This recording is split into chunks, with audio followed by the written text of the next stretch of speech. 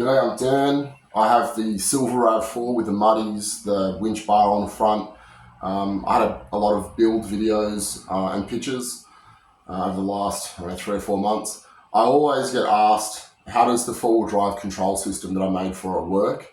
I'm going to attempt to explain it in a way that everyone can understand. This will be a long video, and I'm just at work. I'm going to whiteboard this door and try and explain it to everybody so they understand how it works. So the first principle that I think everyone needs to understand is that the engine in the RAV4 is east-west. It's like a front-wheel drive, but instead of having a pair of drive shafts that go to the front wheels and nothing else, it also has what gets called a transfer case, but it's not. So basically what you've got is, here's your car, here's the engine, here's the gearbox, the diff hangs out the back like it always does. There's a little carrier bearing here to help the drive shaft. And you've got one CV that goes out here to your front wheel. You've got another CV that goes out here to your front wheel. And this is exactly the same as a Camry. Now, this is the diff. There's an intermediate shaft that goes from here to here. And this makes the drive shafts approximately the same length as one another. Between here and here, the shafts are the same. Now that's how it works in a Camry. In a RAV4, your transfer case is here. And what it has is it has a little bevel gear in there. So it has a gear on here like this. And then it has a gear on here. It's a bit like a diff, right? So you've got your gear here like this. You've got your gear here like this. Yeah.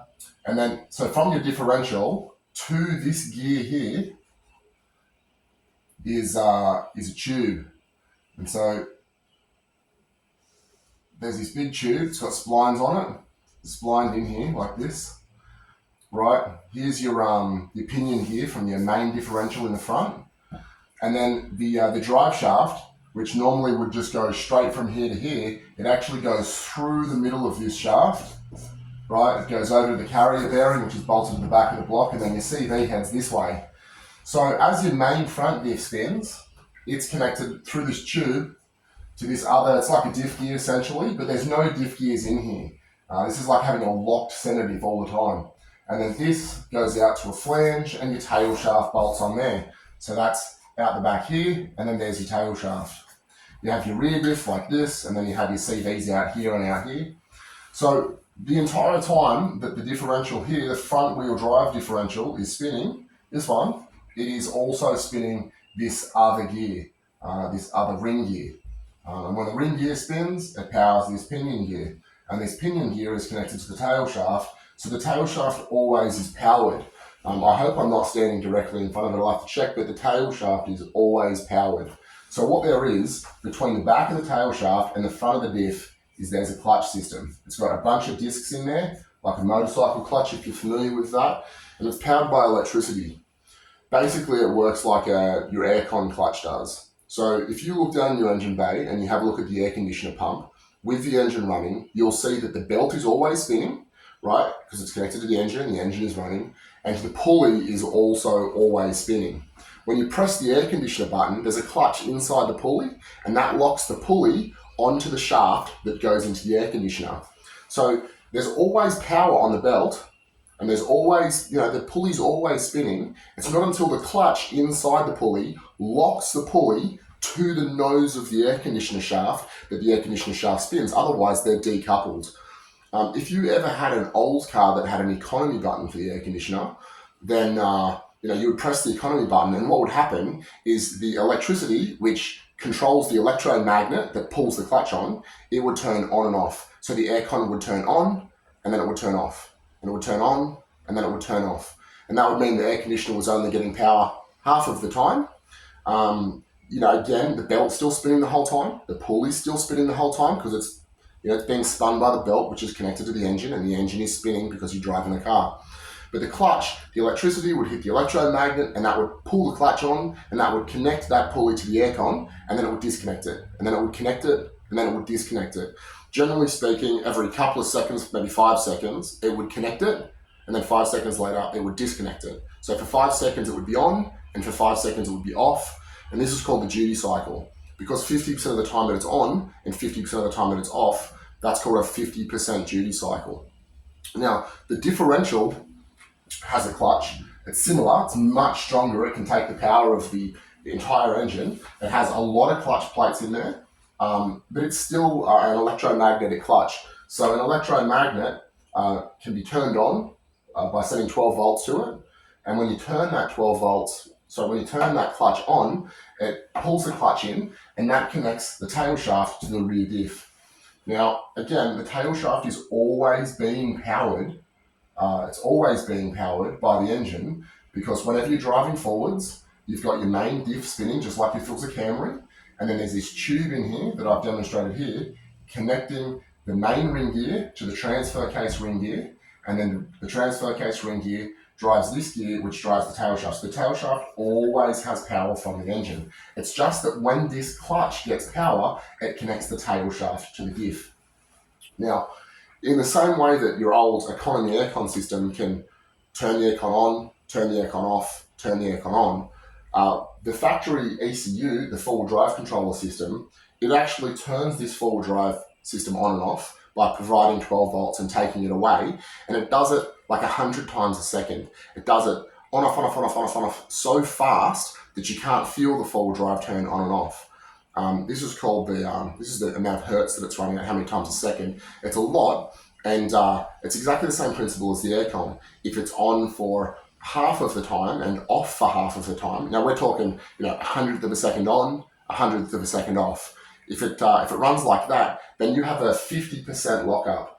And so what that means is that whatever amount of torque this clutch can transfer when it's on 50% of the time, that's the amount of torque that the rear wheels get. That doesn't mean that the car is 50% rear wheel drive. It really means that it's 25% rear wheel drive, because half the power goes here, half the power goes here if this is locked. So inside the rear boot of the car, let me just spray this down and clean it up.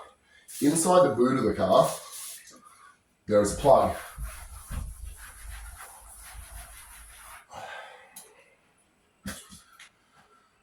So this is the back of the car, right? There's your window, there's your little antenna, there's your tyre, your license plate, your wheels, whatever. There's your exhaust pipe.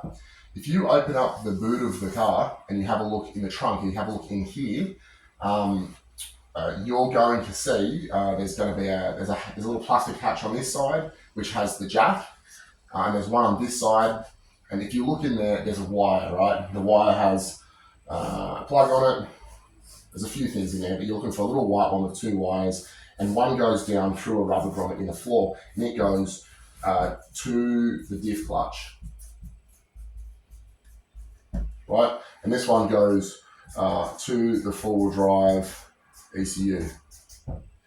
Now, if you disconnect this, then you prevent the 12 volts getting to the diff clutch, and the car stays in front-wheel drive. It cannot provide power to the rear wheels, because although the tail shaft has horsepower going into it, if the clutch doesn't have electricity to connect the back of the tail shaft to the rear differential, then there's no drive to the back. Now, if you disconnect this plug right here, and you just put 12 volts directly into the bottom plug, which goes to the diff, then you will, there's something up the front here. No, we're right. I don't need you. If you put the 12 volts straight into this plug going down to the diff, then it will lock the clutch on, right? 12 volts, 100% of the time, 100% duty cycle, 100% locked on clutch. And that will connect the rear diff to the tail shaft, and that will mean that the rear wheels spin at the same speed as the front wheels. Remember, the transfer case does not have spider gears in it. It's not a differential. It's just basically a 90-degree drive. Power goes into it this way, and it comes out the tail shaft this way. All it does is it changes the direction of drive. It doesn't have a differential in there, so there's no center diff lock like people say. There is no center diff. There is a transfer case which transfers power from the front diff to the tail shaft, but there's no differential in there to lock. Right, so that center diff lock button that people talk about, I'm going to explain how that works, but it doesn't actually, there isn't a center diff to lock. So if we put 12 volts to this plug, which is in the boot here, and we put the 12 volts into the plug that goes down into the diff. Now, you wouldn't put 12 volts onto this whole harness because you'd be sending 12 volts to the ECU. I wouldn't do that. But you can unplug this, and then the plug that goes down into underneath the car goes to the diff clutch. And if you put 12 volts directly on that, then you will be locked permanently in four-wheel drive. I wouldn't do this. I don't recommend it. If you were on sand, it would be okay. If you were on slick mud and you just didn't have any grip at all, or wet grass, it would probably be okay. But if you have a mud tyre and you have any amount of traction, you can feel and hear the drivetrain bind up when you do this, and you're putting a huge amount of stress on it, and you're definitely going to break things, or certainly going to wear them out very quickly. Now, if you disconnect this, then the four-wheel drive ECU knows that there's nothing on the other side of it. So when you disconnect it and you drive the car around, you immediately get a four-wheel drive fault. So I think your ABS stops working and the four-wheel drive light comes on. Now, if you drive it around like that, you get the four-wheel drive light on. The four-wheel drive ECU stops sending power through because it knows that there is a problem. And then as soon as you reconnect the plug and drive for like 50 meters, the four-wheel drive light turns back off and everything goes back to standard. So what my system does is I have a PWM controller. It's kind of like a motor speed controller. I've used one, I'll put the details in the comments, off Amazon. It's about $20. And what it does is it allows you to choose the frequency, so how often it turns on and off the 12 volt signal that you want to send down this to control the diff clutch. And you can also control the duty cycle, the percentage of the time that 12 volts is sent to this. So I run mine at 50 hertz, so 50 times a second it turns on and off. And as you increase the percentage, you get more clamping on that diff clutch, which means that you get more torque transferred to the rear wheels. I never turn it up beyond about 70%. There's almost no circumstance where 70% is not enough clamping between the tail shaft and the diff to make the rear wheels spin. So I use as little as possible. I use enough that I can spin the rear wheels with the amount of traction that I have, and I consider that to be four-wheel drive. If all four wheels are spinning, then how much more do you need? And then, so what I've got is I've got some wires that come off this, and those two wires are connected to a resistor, and the resistors that I have are 3 ohms and 50 watts. That's necessary because the diff clutch is 3 ohms, that's what it measures. And so if you have a 3 ohm resistor on there, the four-wheel drive ECU believes that it's still connected to the differential, and you need 50 watts because the four-wheel drive ECU puts out about, if I remember correctly, it's 3 amps. You got 12 volts at 3 amps, 36 watts, 12 times 3, 36 watts. So I've got 50 watts on there just to make certain that this doesn't get burned out. So if you disconnect these plugs and you put 3 ohm 50 watt resistor across these wires here, then this resistor will get hot because the four-wheel drive system is continually powering it. In addition to that, the four-wheel drive ECU will not throw a four-wheel drive light, so you will not get a fault. It does not know that you've disconnected the differential from the car, because this here is a stand-in for the differential. And then on this side, what I have connected is I have my four-wheel drive controller connected. So these two wires go to a PWM controller. It's 12 volt. I have it set to 50 hertz, and then duty cycle from 0% up to 70% is what I run it at. You don't need more than 70% because it'll chirp all the tires with 70%. I run it as little as possible because if I bounce the car on a rock with a lot of grip, I want the clutch to slip, not the diff to break. And when I say the clutch, I'm talking about that differential clutch that's between the tail shaft and the diff. So this is essentially the principle by which my four-wheel drive controller works. I have the diff clutch connected to a PWM controller.